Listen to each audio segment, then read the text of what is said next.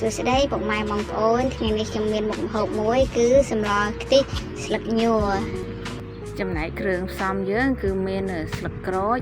គល់លក្រៃរំដេងមៀតខ្ជាយនិងខ្ទឹមសកិនឲ្យមាត់បងម៉ែបងប្អូនចាគ្រឿងនេះយកមកដល់កិនព្រោះខ្ញុំជិះបុកខ្ញុំនឹកឃើញថាកិនវាស្រួលចឹងតែកិនម៉ាស៊ីនខ្ញុំតូចវាសិលអត់ទេបងប្អូនខ្ញុំរៀងដាក់ទឹកខ្ទិះដូងចូលបន្តិចបានវាកិនទៅវាម៉ត់ល្អបន្ទាប់ពីកិនហើយ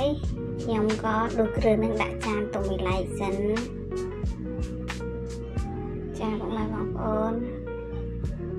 នេះឃើញហើយគ្រឿងកាពេលយើងកិនអញ្ចឹងបើយើងដាក់ទឹកលីទេវាអត់ម៉ត់ទេវាអត់ដូចយើងបុកដៃទេចឹងហើយខ្ញុំកិនម៉ាស៊ីននេះខ្ញុំដាក់ថែមខ្ទិះដូងទៅឲ្យមាត់បន្ទាប់ពីកិនគ្រឿងហើយទុកមួយឡែកមកមើលស្លឹកញវិញ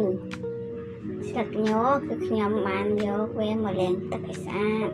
តែស្លឹកញហ្នឹងខ្ញុំបានពុះអាឆ្អឹងខ្នងវាចេញណាបងប្អូនកុំឲ្យវារឹងយើងយកតែស្លឹកញតុនណាហើយយើងមិនអាចយកស្លឹកញចាស់បានទេតាមមកយើងស្រង់វាទុកមកតាមមកទៀតយើងយកវាទៅហាន់ចាខ្ញុំយកស្លឹកញហ្នឹងហាន់រាងជាល្អិតតូចចា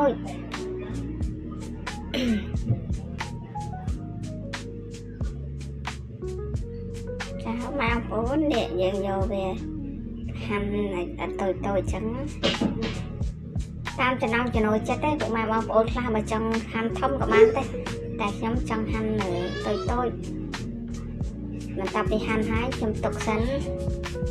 យើងមើលពាក់បន្តទៀតគឺយើងដាំទឹកក្តៅតាពីទឹកក្តៅពុះហើយយើងយកវាមកស្រោះពុកម៉ែបងប្អូន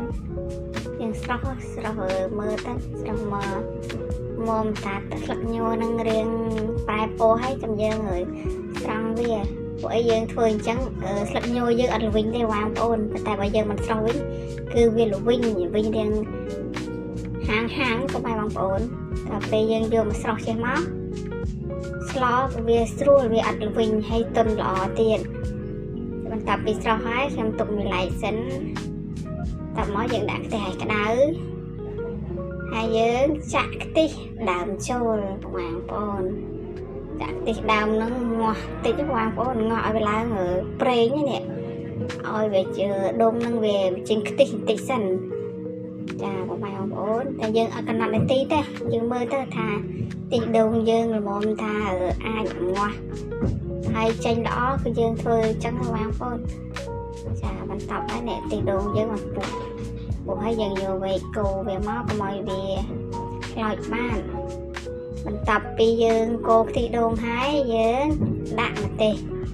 ក្រៀមម្ទេសក្រហមមាត់ហ្នឹងបងប្អូនដាក់មកវាជំនួយពណ៌ឲ្យឡើងក្រហមចឹងទៅសម្លយើងក៏វាមានពណ៌ស្អាតដែរ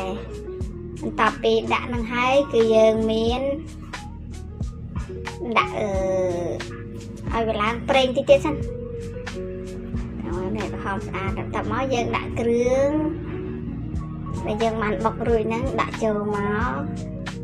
អូយចំណងណាស់ម៉ែបងប្អូនអើយ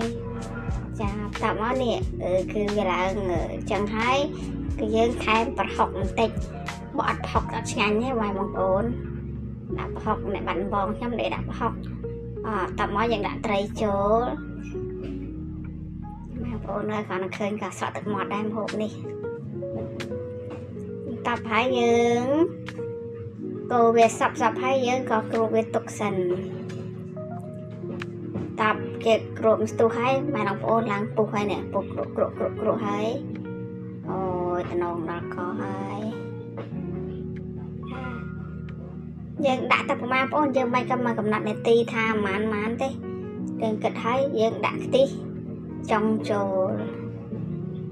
ចាបន្ទាប់ពីដាក់ខ្ទិះចុងចូលហើយចាំយើងចាប់ផ្ដើមគ្របវាទុកសិនតាទៅរយៈពេលប្រហែល5នាទីហើយនេះបងប្អូនអ្នកត្រីយើងក៏បានពុះក្រក់ពណ៌តំណងស្អាតដែរបងប្អូនបន្ទាប់មកយើងថែមប៊ីចេងបន្តិចតាប់ចេងហើយយើងដាក់ អំបិលម្ជេបរួចក៏យើងដាក់ថែមស្ករសតិចទៀតដាក់ទៅម៉ែបងប្អូនតាមចំណង់ចំណូលចិត្តតែខ្ញុំអត់ចូលចិត្តរសជាតិដិតទេខ្ញុំចូលរសជាតិស្រៀងសាបបន្តិចបងប្អូនតទៅពុះហើយយើងដាក់បន្លែលឹកញូរយើងបានស្រុះហ្នឹងណាយើងដាក់ចូលមកហ្នឹងហើយយើងដាក់ទៅហើយតមកយើងក៏យកវែកកូវាទៅកុំឲ្យកូសាំងពេកបងប្អូនខ្លាចវាបាច់សាច់ត្រីយើងចាប់ពីជ្រុំតិចទៅចានេះឃើញទេអូយតែបន្ទាប់ពីរៀងជ្រុំមិនហើយយើងក៏យកគ្របវាមកគ្របទុកស្ទុះមកនេះបងប្អូនតមកបានពុះហើយយើងក៏ភ្លក់ទៅតាមរសជាតិចំណង់ចំណូលចិត្តទៅបងប្អូនរសជាតិបែបណាតែខ្ញុំរសជាតិស្រៀងស្រាលនេះបងប្អូនសម្លយើងបានរួចរាល់ហើយបាយបាយ